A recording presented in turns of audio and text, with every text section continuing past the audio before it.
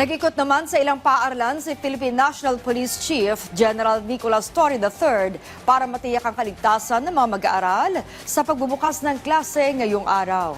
Yan ang ulat ni Ryan Desigues.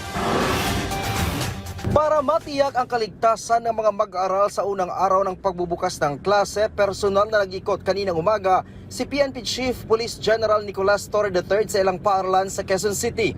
Dito ay tiniyak ni Torre ang mas pinatibay na ugnayan ng kapulisan sa mga paaralan upang masiguro ang kaligtasan ng mga estudyante mula sa bullying at iba pang uri ng krimen. Giit ng hepe ng pambansang pulisya, maaaring gamitin ng publiko ang 911 emergency hotline para i-report ang anumang insidente na may kinalaman sa kaligtasan ng mga mag-aaral. Mahalaga daw na matutukan hindi lamang ang insidente ng pambubuli sa loob ng eskwelahan kundi pati na rin sa labas na maaaring mangyari sa oras ng uwian.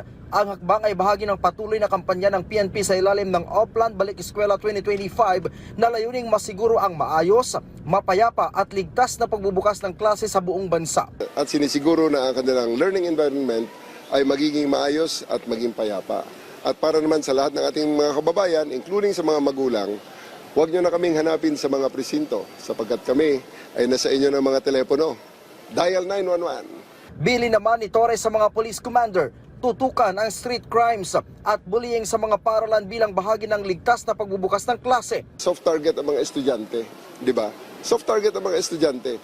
Dahil ang mga yan ay naghahanap pa ng panibagong mga kaalaman, very malleable, very pliant ang mga utak ng ating mga estudyante dahil bata nga ang mga yan.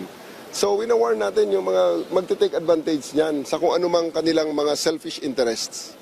Sa kabuuan ay aabot sa mahigit 37,000 pulis ang ipapakalat ng PNP sa buong bansa para magbantay sa halos 46,000 paaralan. Bilang bahagi sa mas pinaigting na police visibility, meron ding itinatag na mahigit 5,000 police assistance desk ang PNP malapit sa mga paaralan. Ryan Desigues para sa Pambansang TV sa Bagong Pilipinas.